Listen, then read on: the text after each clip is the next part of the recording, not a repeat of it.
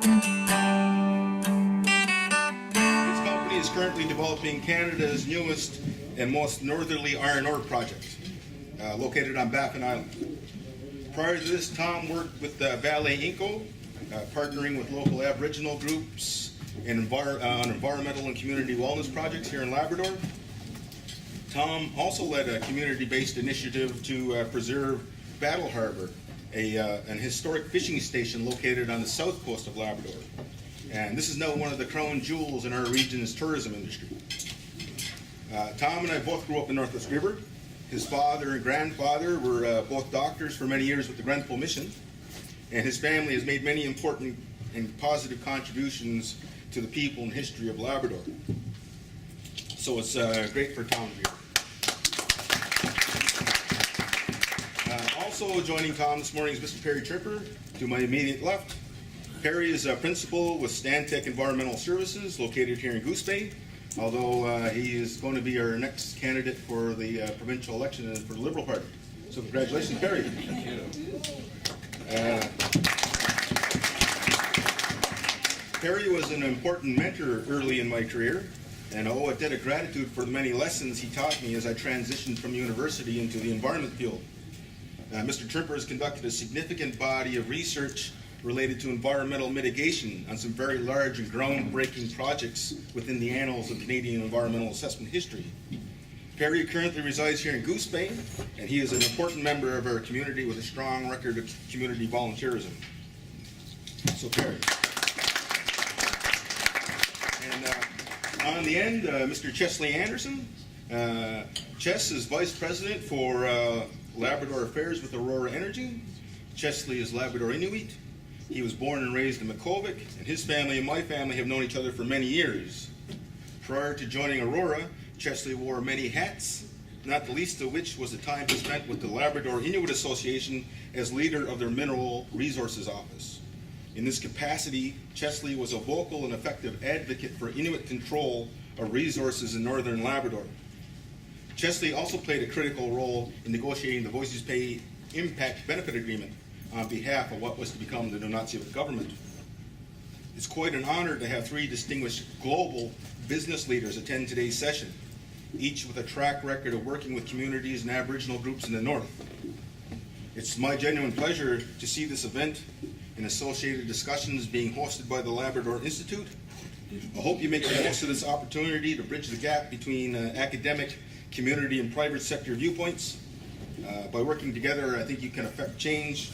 I wish you all good luck, and I now pass the floor to me. To Chris. Sorry. And, I'll just, this is another important panel for us. It's very important to hear industry perspectives on what we've been talking about. So it's a great pleasure to have three, as Keith said, very distinguished people talk to us today from the industry perspective. Man, I think Tom. Yeah. So, is it okay if we just keep sitting? Yeah, sure. Okay. Yeah. So, morning, everybody. Gosh, I think that was one of the nicest introductions any of us have ever had.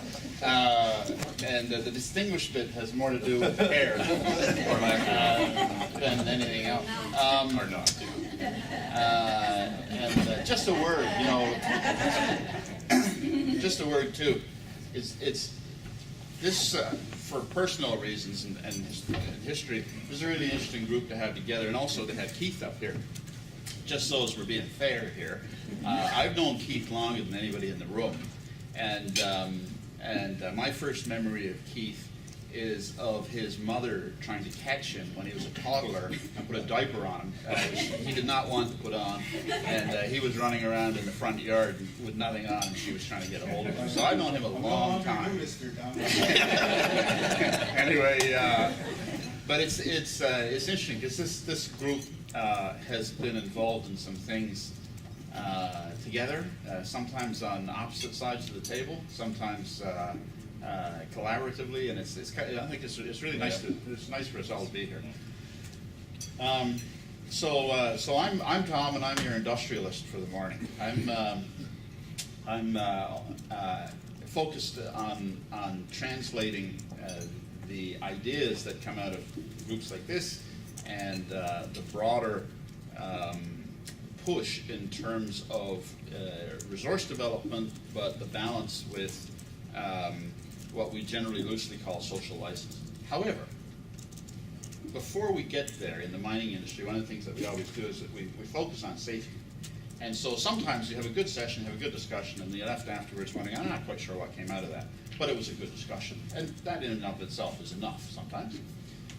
But I will very quickly just point to hopefully one piece of practical advice, which is that, something we definitely want to get out of a session like this. So I'm going to ask a question on safety at the moment. Does anybody in the room know how long, if you have a fire start in your home, you are recommended to spend trying to extinguish it? And I ask the question because we're all here.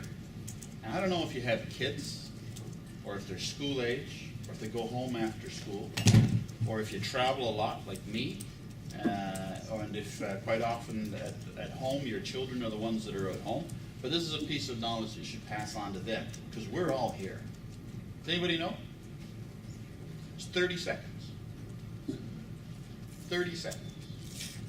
So, if you have a fire in your home, you spend 30 seconds trying to put it out. If you can't, you leave the building, taking people with you. The rate of fatalities increases exponentially if you stay longer than the 30 seconds.